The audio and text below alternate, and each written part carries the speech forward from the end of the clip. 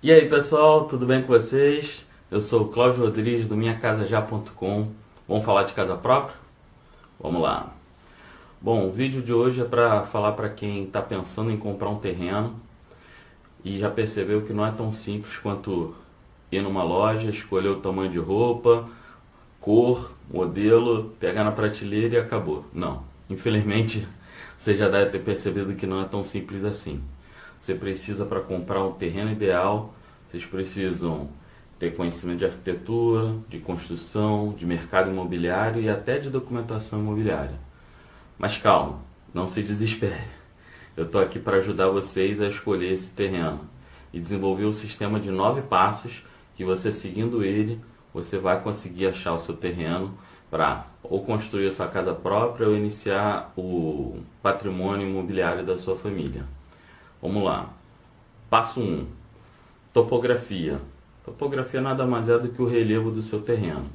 Existem vários tipos de topografia diferentes para um terreno, mas os três principais são terreno plano, como se fosse um campo de futebol, certo? Ele todo no mesmo nível.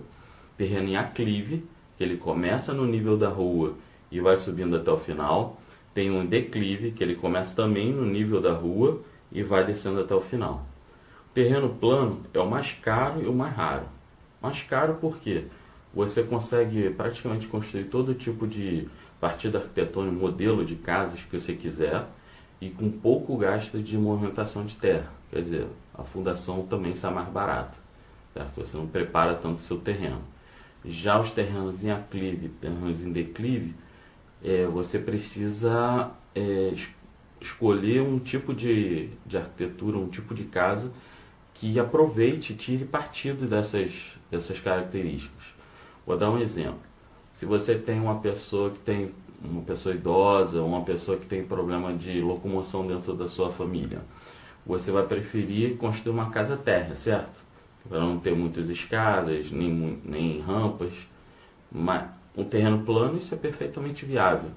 Um terreno em aclive, como que você faz isso? Você vai ter que fazer uma movimentação de terra para fazer uma rampa de carro que deixa o carro no mesmo nível da casa. Vai ter que fazer talvez um corte, um aterro para encaixar a casa toda num nível só. Então isso tudo é o que? Gasto com movimentação de terra e muro de arrimo. Isso pode inviabilizar a construção. A mesma coisa no declive. Declive você pode manter a casa no nível do terreno. Como que você faz?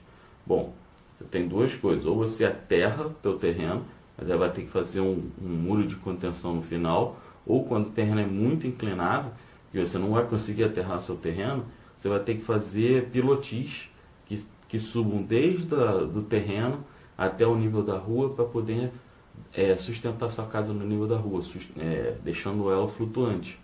Mas você também gasta muito dinheiro com essa parte e pode inviabilizar essa construção.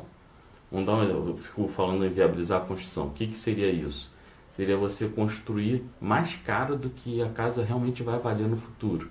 Você gastar com a construção, sei lá, 700 mil e essa casa no mercado vai valer 500 mil. Você vai estar perdendo dinheiro. Você não vai querer fazer isso. Você quer fazer uma coisa que seja condizente com a construção e a casa que vai valorizar depois. Então nessa hora você tem que olhar muito bem o que você quer construir e se não vale a pena às vezes aquele terreno que é mais caro, certo? Por ser plano, a diferença de preço às vezes é maior você comprar aquele terreno do que construir um muro de arrimo, do que fazer uma aumentação de terra, certo? Bom, passo 2. Tipo de solo. Existem diversos tipos de solo, mas os mais comuns no Brasil são os arenosos, são os argilosos, tem a tabatinga, tem o terreno pedregoso, né, que tem muitas rochas, tem mangue, certo? E dependendo do tipo de construção que você vai construir, também pode inviabilizar. Você lembra? Inviabilizar economicamente o terreno, como eu te falei na topografia? A mesma coisa aqui. Porque o tipo de solo você tem que saber em cima do que você vai estar construindo o seu patrimônio, certo? Se for uma casa térrea, praticamente nenhum tipo de solo vai impedir essa construção. economicamente falando, porque tecnicamente a gente consegue construir até em cima d'água, se precisar. Já economicamente você tem que tomar cuidado. Mas se a casa que você quiser construir tem 2, 3 andares, ou então um pequeno prédio, isso vai, dependendo do terreno, isso pode inviabilizar economicamente, certo? Passo 3. Passo 3 é insolação. Ó, o vizinho tá latindo. Desculpa, gente. Eu não pude contratar um estúdio hermético aqui para fazer o terreno, então o nosso vídeo, então vocês, por favor, me perdoem. Então, a insolação, a gente tem que se preocupar com ele, porque ele vai ser determinante no conforto térmico e economia de energia na sua casa. Por quê? Um terreno que pega muito sol a tarde toda, ele vai ser muito quente e vai ter que gastar muita energia para condicionar o ar dentro da sua casa, refrigerar. E já também o contrário, um terreno que está num vale ou entre duas construções, ele não pega sol em nenhuma parte do dia, isso vai deixar a sua casa mais úmida e fria, gastando também com aquecimento nas regiões do sul. Fora isso, se a sua casa não tiver em nenhum momento luz solar, você vai ter que estar o tempo todo com as luzes acesas, gastando mais energia. Então você tem que se preocupar com a insolação, até para economizar com energia ou com conforto da sua casa no futuro, certo? Passo 4. Infraestrutura urbana. O que é infraestrutura urbana?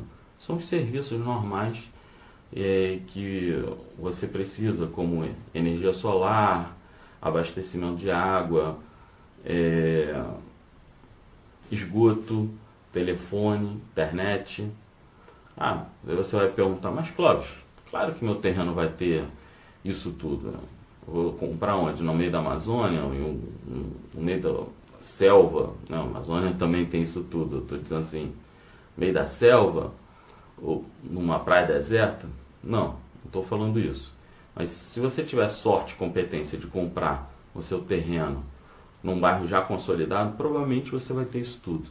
Mas muitas vezes, quando a gente está procurando nosso terreno, a gente está tendo que ainda ir para bairros em formação. Nem sempre está tudo muito bem organizado. Às vezes você vai construir um terreno e vai ser o primeiro a construir naquela rua que está sendo formada. E você está lá a 300 metros da energia, né? E você vai ter que, para conseguir que a concessionária de energia leve luz para sua casa, você vai ter que comprar postes, às vezes até dependendo da distância, você vai ter que comprar um transformador. Isso pode inviabilizar, viabilizar não, mas fazer um custo muito alto para esse simples serviço. Então é bom você ficar preocupado com isso. Imagina você ter uma casa e também ter problema de abastecimento de água intermitente, você vai ter que construir cisternas para poder abastecer isso. Então isso tudo são problemas que você tem que se preocupar. Ultimamente até a internet é um problema. Vou dar o exemplo da minha mãe. A minha mãe se aposentou e subiu para a Serra. Sítio maravilhoso, paradisíaco. Mas lá não tinha sistema de internet banda larga e nem tinha sinal bom de celular. O que aconteceu? Nem ela querendo pagar, ela conseguia ter uma internet lá. E hoje em dia a internet não é só para diversão. Tem internet, você se preocupa para poder achar o telefone das coisas, fazer pesquisas, até fazer entrega de imposto de renda, se comunicar. Imagina, WhatsApp, Facebook, YouTube, como vocês estão vendo. Então, sem internet você fica um pouco fora da sociedade, né? Em alguns sentidos. Então, hoje ela já conseguiu essa internet, já está se conseguindo se comunicar melhor, mas imagina, uma coisa simples que ela não pensou, nem eu, ninguém, que não tinha possibilidade. Mesmo que você quisesse, você não conseguia pagar para ter internet no terreno dela. Bom, Isso é o passo 4. Passo 5. Vizinhança e localização. Bom, esse tema é um tema um pouco controverso porque depende muito de o que você valoriza. Tem gente que vai querer um terreno mais central, perto de todas as comodidades, como comércio, escola, supermercado, vias principais. E vão ter outros que não, vão achar isso ruim por causa do barulho e vão querer ir para vias mais afastadas, onde não passa transporte público porque quer ter o barulho da natureza. É muito bonito isso tudo. Cada um pode valorizar uma coisa. Mas se você está pensando no futuro em construir para ter uma liquidez, para poder conseguir vender esse terreno, essa casa ou terreno, você tem que saber que o mercado valoriza, na média, terrenos que ficam próximos a todas essas comunidades que eu falei, mas sem ser tão próximo que você consiga ter barulhos que incomodem o tempo todo, certo? É uma gangorra ali, um equilíbrio que você precisa ter, uma balança. Passo 6 é tamanho e geometria do terreno, certo? Clóvis, isso é fácil. Não precisa nem me preocupar, eu quero o terreno maior possível, porque aí eu consigo fazer tudo o que eu quero lá. Bom, também não é bem assim. Eu costumo brincar que terreno é como se fosse uma roupa. Se você compra ele pequeno demais, você não consegue ou entrar nela ou não consegue se movimentar dentro dela. E se você compra ela grande demais, você tem o mesmo problema. Você até consegue entrar dentro dela, mas você não consegue andar, se movimentar, tropeça nos panos sobrando. Imagina, terreno gigante, vai ser ótimo, você pode movimentar a casa no terreno da forma que pegue melhor insolação, melhor vento, ter a melhor vista, perfeito. E quais são os outros? Esse é o bônus. Quais são os ônus de um terreno tão grande? Primeiro é o desembolso inicial. Você vai comprar um terreno grande, gigante, você vai gastar muito mais dinheiro. Quanto mais dinheiro você gastar no terreno, menos dinheiro você vai ter para construir sua casa, certo? A não ser que você seja um milionário, talvez você não esteja nem vendo esse vídeo, que não faz muito sentido. Ou não, por ser um milionário é porque você valoriza o seu dinheiro. Bom, custo de PTU, né? Quanto que você vai pagar pelo esse terreno todo. E outros custos simples, como manutenção dessa área externa, como murar esse terreno todo. Então, para perceber que o ideal é que o terreno seja um tamanho que caiba tudo que você quer, mas que não seja muito maior, certo? Isso é uma das partes. A outra parte é a geometria do terreno. Muitas vezes a gente só se preocupa em metragem quadrada do terreno. Quantos metros quadrados tem esse terreno? Tenho 200 metros quadrados, 500 metros quadrados, 1000 metros quadrados. Bom, nem sempre você aproveita tudo isso, porque tem terrenos que são em ângulo, em bico, triangulares, que naquele cantinho você não consegue construir nada. É metragem quadrada perdida. Então você tem que se preocupar realmente a área que você consegue construir, se é suficiente para você, certo? Passo 7, zoneamento. Zoneamento. O que é o zoneamento? Zoneamento é a forma que você separa, a forma que a prefeitura divide os terrenos, divide a cidade inteira. Você tem que saber se o teu terreno, qual tipo de zoneamento que ele vai estar. É um zoneamento residencial, zoneamento misto, comercial, industrial. Mesmo dentro do zoneamento residencial, você tem que saber que tipo de coisa que você pode construir ali dentro, certo? Porque o zoneamento determina um gabarito possível para esse terreno. Você também consegue saber, por exemplo, se você quer construir uma casa para morar você e a sua mãe, duas casas no mesmo terreno, tem que saber se ele é pelo menos bifamiliar ou multifamiliar. Ou se você quer construir um pequeno prédio para fazer aluguel, tem que ser multifamiliar. Se você quer construir um comércio embaixo para construir a sua casa em cima para a sua família, tem que ser numa zona residencial ou mista ou comercial. Bom, você precisa se preocupar com o tipo de zoneamento do zoneamento que a prefeitura tem para o seu terreno, certo?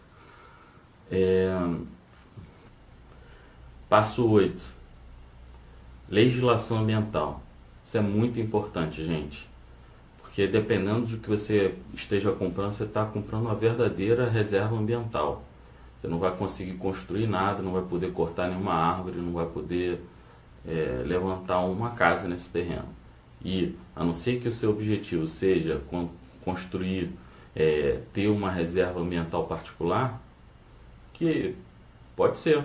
Eu conheço pessoas que compraram um terreno justamente por ter uma área de preservação no terreno e ele queria fazer a parte dele na preservação ambiental. Ok, ele já comprou sabendo disso, mas se você compra com a intenção de construir a sua casa própria, de construir o patrimônio da sua família e depois não consegue, isso é um problema. Então você tem que saber se a área que você está construindo, se tem mata nativa, se tem uma coisa simples. Às vezes você escolhe o terreno, acha maravilhoso aquele terreno bucólico, tem até um riozinho passando perto ali, você escuta o barulhinho, já sonha, constrói uma casa, que você fique na varanda escutando o barulhinho do rio que passa ali. Mas você tem que saber que a legislação ambiental prevê uma distância mínima desse rio. E o rio, assim como as marés, ele tem suas épocas de cheia e suas épocas de vazante. A diferença é que na maré, no mar, isso acontece 2 vezes no dia, então você consegue ver num dia só onde a maré é cheia, onde a maré é vazia. Claro, tem suas épocas um pouco maiores, um pouco menores, mas é mais fácil de prever.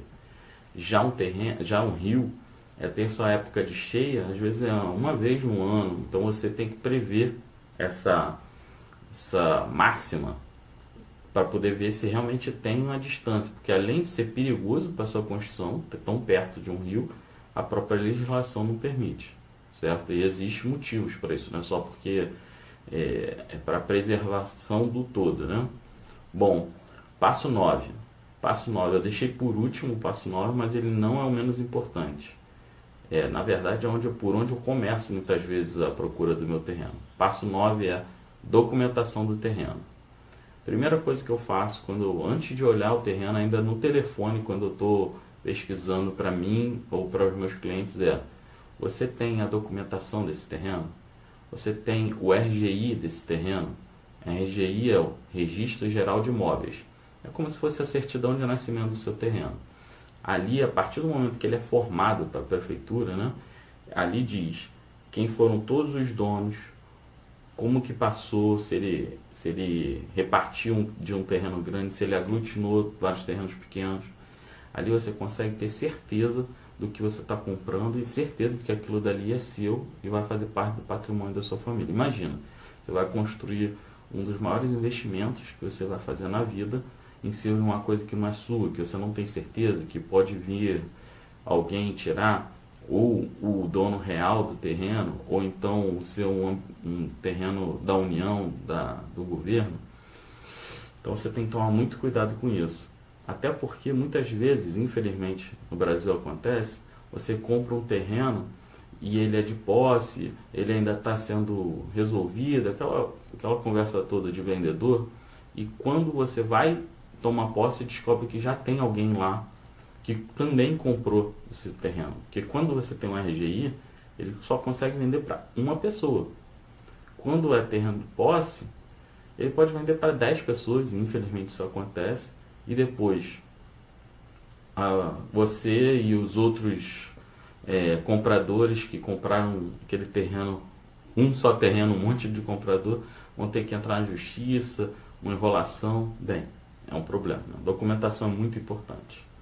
Bom, como vocês puderam ver, esses são temas muito complexos, muito longos. Eu aqui só dei uma leve pincelada sobre esse assunto, mas se você achou interessante, se você quer se aprofundar sobre esse tema, eu aconselho você a entrar na minha página na internet. Eu vou deixar aqui um link aqui na descrição do post, minhacasajá.com, e lá você consegue faz um cadastro para poder receber mais temas, para poder interagir comigo, pedir mais vídeos Além disso, você consegue fazer um download gratuito do e-book que eu fiz. Também está aqui na descrição do vídeo o nome do e-book. Como escolher seu terreno em 9 passos, certo? Você lá vai conseguir ver todos esses passos que eu estou falando, aqui pincelando lá em profundidade. Se você não entendeu tudo que eu falei, certo? E se você acha que esse vídeo teve um conteúdo relevante, que te ajudou de alguma maneira, ou você conhece algum amigo que está passando por isso e que pode ajudar ele, peço que compartilhe, que a intenção desse vídeo é democratizar a informação, né, que você às vezes poucas pessoas sabem como e que você realmente pode construir, entendeu? Então a intenção do vídeo é democratizar a informação e fazer com que você acredite também que você é capaz de conseguir sua casa própria, tá certo? Então eu desejo você sucesso e continue.